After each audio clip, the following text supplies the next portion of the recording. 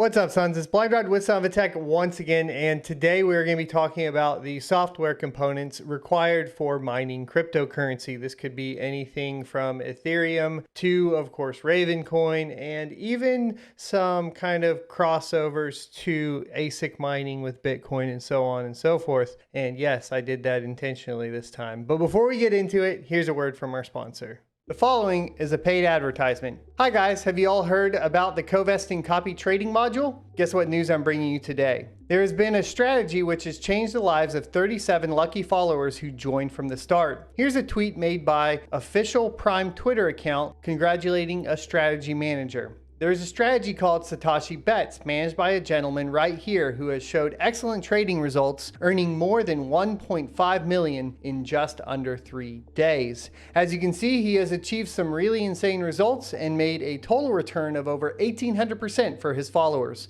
and turned 400k into over 8 million, changing the lives of his followers along the way. Co-vesting is a buzzing as a result of this. Check it out for yourself by clicking the link to the co-vesting Telegram channel in the description below. Once again, co-vesting is a great tool for both experienced traders and newbies alike. It involves significant risk, however. So do your own research and join the co-vesting community, as they are a very friendly and supportive community. You can always use my promo code SONOFATECH to get a 50% welcome bonus on Prime. Please trade responsibly. Alrighty, so the other day I got a tweet and it said, what's better, Phoenix Miner, Simple Mining OS, or Ethermine? And here's the problem with that question. All three of those things are different components that facilitate mining. They are not individual things that can just by themselves mine cryptocurrency. Each one of them requires the other one to function. So we really need to get into defining what these software components are so you guys have a better idea of what you're doing when you're interacting with the software. Now, there is a caveat with basically what I would call applications that help run all of these components. And that would be something like NiceHash or of course Easy Miner, and there are some other solutions as well. But for today, what we're going to do is just clearly define what an operating system is and so on and so forth.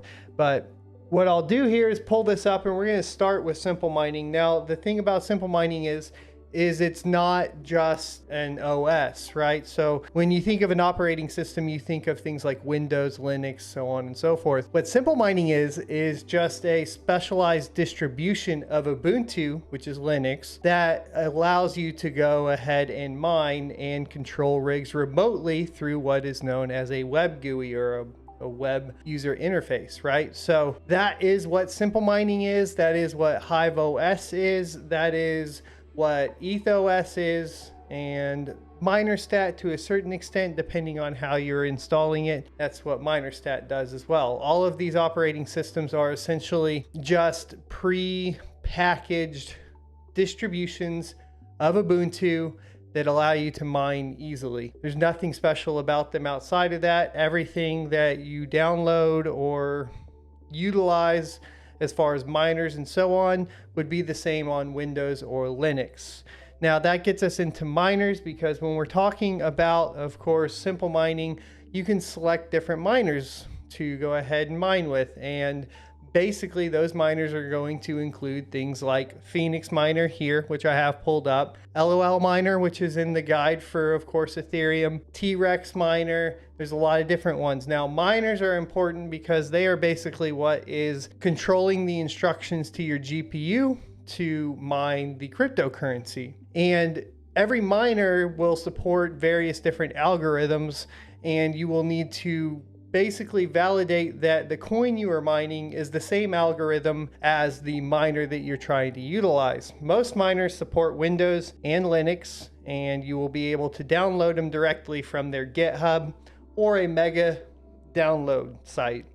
So it really depends on the miner, but that's basically how it functions. And that is what you see when you see these little basically command line windows that are displaying the hash rate and power and so on.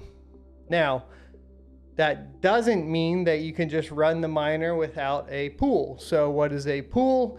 and we'll use Ethermine as an example here. Ethermine is a pool. This is the web interface for the pool, so you can interact with whatever your hash rate is being reported to the pool, so on and so forth. Now, in the pool, a very rudimentary description of it would be basically a piece of software or a server that takes in all of the requests from a GPU for the work that needs to be done and pools that work together, hence the name pool, and sends it out to the chain. So that'll go out to the Ethereum blockchain, for example, and request work, and then it kind of disperses that work out among various different miners across the world.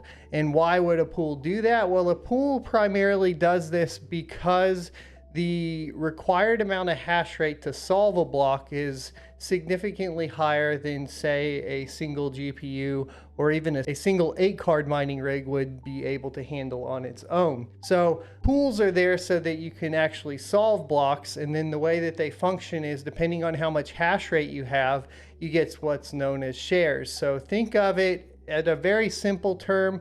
We could say like there are 100 shares, and if your hash power is 1% of the hash power on the pool, then you would get basically 1 share out of the 100 shares. Make it super simple there. Now, and then 50%, you would get 50 shares, and so on and so forth.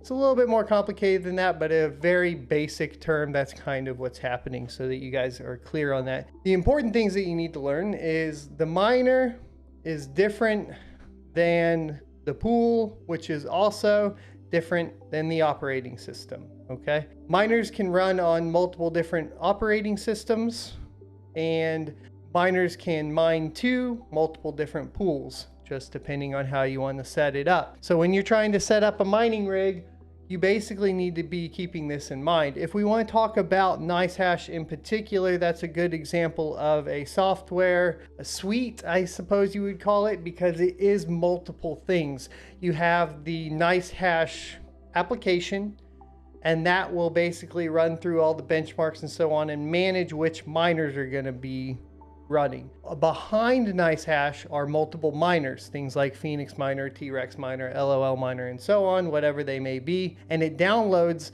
all of those and puts them obviously in the directory with NiceHash or whatever, and then it runs those independently. And NiceHash obviously runs on Windows for the operating system, but NiceHash also has its web interface as well as its own proxy setup for dispersing out work, and that is kind of a whole other set with their web interface that we would have to go over in a more detail in another video. If you're interested, let me know in the comment section below, and I can do a bit more research as far as like how that all functions for y'all. So I hope this kind of clears it up. I did just notice though that these questions are getting asked a lot, and to help you make more intelligent or ask more intelligent questions that could get you a little bit further in your mining journey, I just wanted to make sure that we clearly defined the difference between an operating system, a miner, and a mining pool. And if you do still have some questions about that, feel free obviously to ask in the comment section below. Somebody may help you there. The best place is going to be on Rocket Chat, which you can get access through the membership program on YouTube, or at Son of a Tech on Twitter, which you can also get access to me over there, just depending on how much is going on, because there is a lot of notifications going off on my phone and everything. Now, I also did want to address just at the end of this video that if you guys are not okay with any sort of sponsorship, this was the first sponsored video, and you have thoughts or opinions about it, or we find out that something is wrong, of course, I try to do the best research on it as I can up front. And also, I'm not a trader, so obviously going into sponsorships for exchanges and so on can be kind of a very daunting and scary task. But Prime XPT was kind enough to reach out and sponsor this video. I did my research. They seem to at least be upfront about what they're doing, and I have seen some pretty good reviews, so we decided to go with it. If you guys use it, let me know how you like it. I'd be curious. The co-investing stuff is pretty interesting, and I will see you guys next Tuesday.